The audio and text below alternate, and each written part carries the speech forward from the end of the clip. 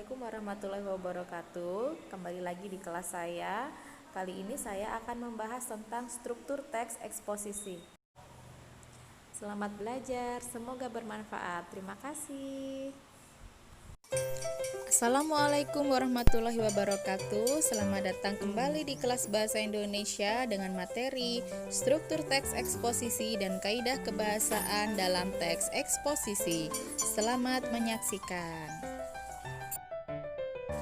Tujuan pembelajaran dari materi kali ini adalah agar tahu apa itu struktur teks eksposisi dan ciri-ciri kebahasaan dari teks eksposisi. Sudah siap? Yuk kita simak bersama-sama. Struktur teks eksposisi ada 3. Yang pertama, tesis. Yang kedua, rangkaian argumen. Dan yang ketiga adalah penegasan ulang. Apa saja mereka? Yuk kita lihat di slide selanjutnya. Yang pertama, tesis.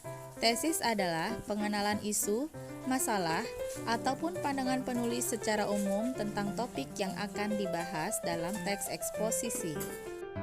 Nah, sekarang kita akan coba lihat contoh dari tesis ya. Teks yang sedang kalian lihat ini adalah contoh dari struktur teks eksposisi bernama tesis. Jika kalian telat membacanya, kalian bisa klik tombol pause pada layar agar kalian bisa memahami kenapa teks ini disebut sebagai tesis. Jika kita melihat dari pengertian tesis sendiri, bahwa tesis adalah pengenalan isu, masalah, dan pandangan penulis tentang suatu teks, maka kalian akan dengan mudah mengenali suatu teks sebagai teks eksposisi dengan struktur tesis atau bukan. Lalu, apakah isu yang terdapat pada teks tersebut? Jika kalian perhatikan teksnya, isu yang terdapat pada teks itu sangat jelas bahwa hilangnya kawasan mangrove yang diubah menjadi tambak udang. Apalagi yang menyebabkan bahwa contoh teks tersebut merupakan contoh dari tesis? Jika kalian perhatikan teks lagi, kalian akan melihat bahwa teks tersebut dikembangkan dengan data-data yang berupa fakta. Apa faktanya? Jika kalian perhatikan teksnya, kalian akan melihat ada nama Firny Budi Arifanti yang merupakan peneliti di Delta Mahakam, Kabupaten Kutai Kartanegara, Kalimantan Timur. Apalagi faktanya, di sana menyatakan ada 21.000 hektar kawasan bakau yang hilang dalam kurun waktu 11 tahun. Dan contoh-contoh lain yang menyebabkan teks tersebut disebut sebagai contoh dari tesis dari teks eksposisi. Seperti teks tersebut menyatakan dengan jelas ada 10 sampel hutan bakau, kemudian menyatakan tanggal dan tempat yang sangat tepat. Yang kedua, rangkaian argumen. Rangkaian argumen adalah sejumlah pendapat argumen penulis sebagai penjelasan atas tesis yang dikemukakan sebelumnya. Pada bagian ini dikemukakan juga sejumlah fakta yang memperkuat argumen-argumen penulis. Contoh dari rangkaian argumen bisa kalian lihat setelah slide berikut ya.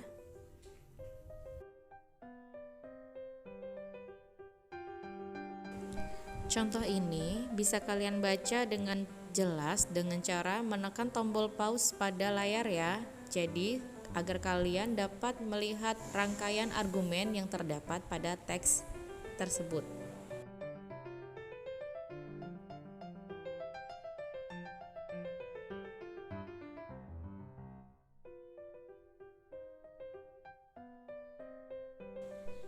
Yang ketiga, penegasan ulang.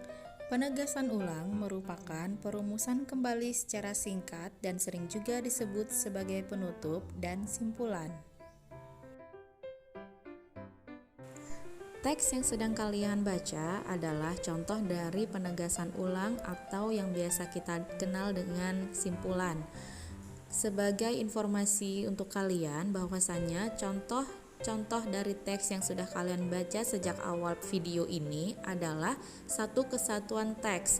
Artinya, dari awal kalian sudah bisa melihat ada struktur teks eksposisi berupa tesis, kemudian ada rangkaian argumen, dan yang terakhir adalah contoh dari penegasan ulang. Sudah paham sampai di sini?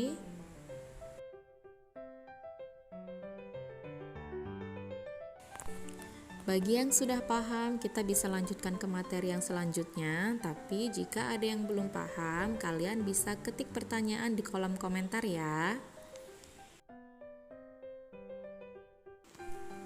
Untuk materi kaidah kebahasaan teks eksposisi, nantikan lanjutan di video yang part kedua ya. Terima kasih. Wassalamualaikum warahmatullahi wabarakatuh.